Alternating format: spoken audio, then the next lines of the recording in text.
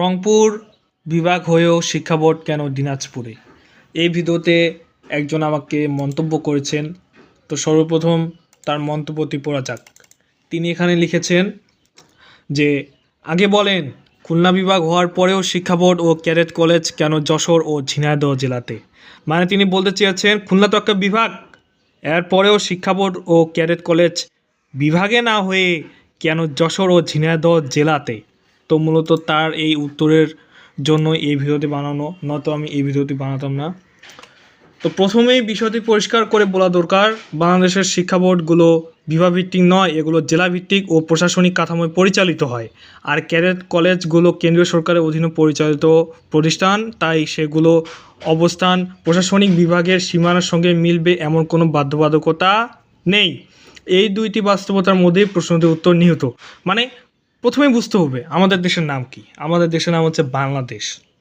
এই বাংলাদেশকে বিভিন্ন সেক্টরে ভাগ করা হয়েছে প্রশাসনিক সুবিধার জন্য, যেমন বিভাগ, তারপর কি আসে জেলা, তারপর কি আসে উপজেলা, তারপর কি আসে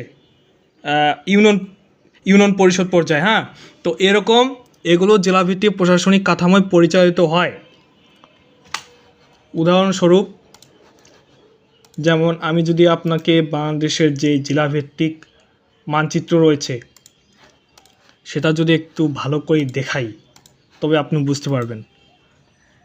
এই যে একটু জুম করি, ওয়েট। আচ্ছা, এই যে এইখানে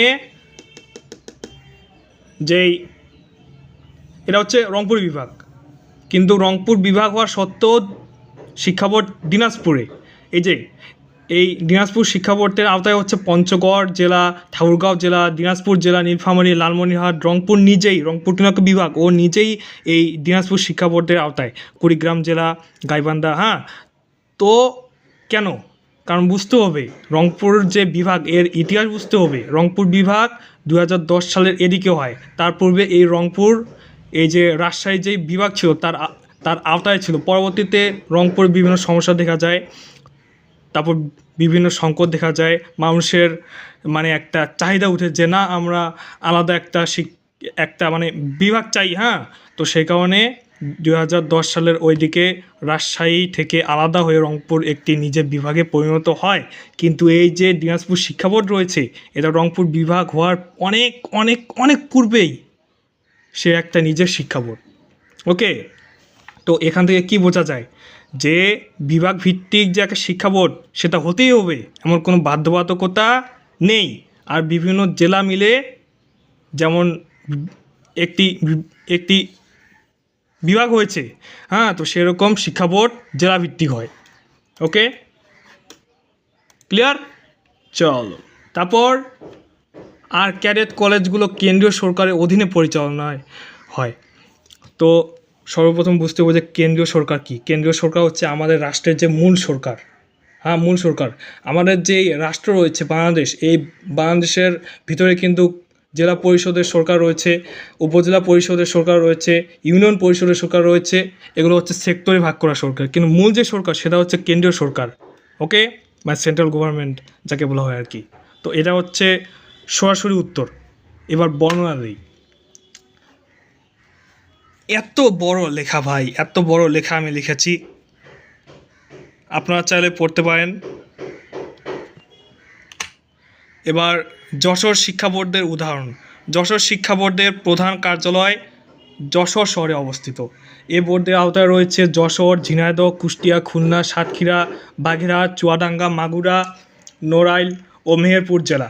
সবগুলো জেলা খুলনা বিভাগের অন্তর্ভুক্ত হলেও বোর্ডের প্রশাসনিক কেন্দ্র যশোরে স্থাপন করা হয়েছে, কারণ ওই অঞ্চলের জন্য কার্যকর ও সুবিধাজনক কেন্দ্র হিসাবে বিবেচিত হয়েছিল। অর্থাৎ কোনো জেলা একটি বিভাগের অন্তর্ভুক্ত হওয়া মানেই তার শিক্ষা বোর্ড সেই বিভাগের রাজধানী থাকতে হবে এমন কোনো নিয়ম নেই। ওকে, তারপর ক্যাডেট কলেজের অবস্থান নির্ধারণের নীতি, এ প্রেক্ষাপটে আসি। ক্যাডেট কলেজগুলো সাধারণ শিক্ষা প্রতিষ্ঠানের মতো নয়, যেহেতু আমি বলেছিলাম আমাদের যে সেন্ট্রাল গভর্নমেন্ট সেটা মানে তারা এই শিক্ষা প্রতিষ্ঠানগুলো নিয়ন্ত্রণ করে, যেসব ক্যাডেট কলেজ রয়েছে। তো এগুলো কেন্দ্রীয় সরকারের অধীনে পরিচালিত হয়, সারা দেশ থেকে শিক্ষার্থী ভর্তি করা হয়। এই ধরনের প্রতিষ্ঠান কোথায় স্থাপন করা হবে সে সিদ্ধান্ত নেওয়ার সময় বিবেচনা করা হয় পর্যাপ্ত জমি প্রাপ্যতা, নিরাপত্তা ও পরিবেশগত সুবিধা, যোগাযোগ ব্যবস্থা এবং আঞ্চলিক ভারসাম্যতা রক্ষা। এই সিদ্ধান্তগুলো কেন্দ্রীয় পর্যায় থেকে নেওয়া হয়। ফলে কোনো ক্যাডেট কলেজ কোন জেলা বা কোন বিভাগে অবস্থিত তা প্রশাসনিক বিভাগের সীমানার সঙ্গে মিলবে এমন কোনো বাধ্যবাধকতা নেই। আমি দ্রুত বলছি কারণ আমার মোবাইলের স্টোরেজ কম, এই জন্য ভিডিওতে খুব জলদি বানাতে হবে এবং ছোট বানাতে হবে। ঐতিহাসিক প্রেক্ষাপট: অনেক শিক্ষা বোর্ড বর্তমান বিভাগ কাঠামো প্রণয়নেই আগেই প্রতিষ্ঠিত হয়েছিল। যেমন আমি বলেছিলাম যে যখন রংপুর বিভাগ হয় তার পূর্বেই এই দিনাজপুর শিক্ষা বোর্ড ছিল। ওকে, তো সেটাই আর কি। পরবর্তী সময়ে বিভাগ পুনর্গঠন হলেও বোর্ডগুলো প্রশাসনিক এলাকা অপরিবর্তিত রাখা হয়েছে। এই ঐতিহাসিক বাস্তবতা বোর্ড ও বিভাগের সীমারেখা না মেলার একটি গুরুত্বপূর্ণ কারণ। তাছাড়া মনে করেন যেহেতু রংপুর একটি বিভাগ, যখন রংপুর রাজশাহী থেকে আলাদা একটি বিভাগ হয় তার পূর্বে থেকেই এই দিনাজপুরের যে কার্যক্রম সেটা প্রতিষ্ঠিত ছিল। ওকে, যদি আপনি দিনাজপুর থেকে রংপুর যে একটা নতুন বিভাগ হলো, এর জন্যই আপনি এই দিনাজপুর থেকে রংপুরে সকল কিছু নিয়ে আসবেন, যত মানে কার্যকলাপ দিনাজপুরে হতো সেগুলো আপনি এখন রংপুরে ট্রান্সফার করবেন। এতে অনেক টাকা খরচ হবে, অনেক সময় খরচ হবে, নতুন নতুন বিল্ডিং বানাতে হবে, নতুন নতুন ভবন বানাতে হবে। হ্যাঁ, আচ্ছা, আর কি আরেকটা আছে উপসংহার। সর্বশেষে আমি বলতে চাই, সব দিক বিবেচনা করলে স্পষ্টভাবে বলা যায় শিক্ষা বোর্ড জেলাভিত্তিক প্রশাসনিক কাঠামোয় পরিচালিত হয়। বিভাগ হলো আলাদা প্রশাসনিক স্তর। ক্যাডেট কলেজ কেন্দ্রীয় পরিকল্পনার অংশ হিসেবে স্থাপিত। এই কারণেই খুলনা বিভাগের অন্তর্ভুক্ত যশোর ও ঝিনাইদহ জেলায় শিক্ষা বোর্ড ও ক্যাডেট কলেজ থাকা সম্পূর্ণ স্বাভাবিক এবং প্রশাসনিকভাবে যৌক্তিক। আচ্ছা, আরেকটা কথা বলতে চাই, কয়েক মাস পূর্বে আমি রাজশাহী গিয়েছিলাম। তো রাজশাহী শহর ঘুরে আমাকে অনেক ভালো লাগলো। কিন্তু যখন আমি রাজশাহী ক্যাডেট কলেজে যাই তখন আমি একটি জিনিস লক্ষ্য করি যে রাজশাহী ক্যাডেট কলেজ হচ্ছে রাজশাহী যে মূল শহর সেখান থেকে অনেক দূরে, আর যেখানে এই ক্যাডেট কলেজ অবস্থিত তার আশেপাশের জমিগুলো খালি রয়েছে। আর ক্যাডেট কলেজ রাজশাহী মূল যে শহর সেখানে না হওয়ার কারণ হচ্ছে, একটি মুখ্য কারণ হচ্ছে এখানে জমির পরিমাণ কম। ওকে, যখন এই প্রশ্নটি আমার মাথা ঘুরপাক খায় তখনই বুঝতে পারি যে মূল যে শহর সেখানে জমির পরিমাণ কম, তাই এদিকে হয়েছে। আসল কী কারণ সেটা আমি জানি না, আমার যা মনে হলো তাই বললাম। এবং এখন আমি তাকে একটি উত্তর দিব। তিনি যে কমেন্ট করলেন এর জন্য আপনাকে ধন্যবাদ, আপনার মন্তব্যের জন্য ধন্যবাদ।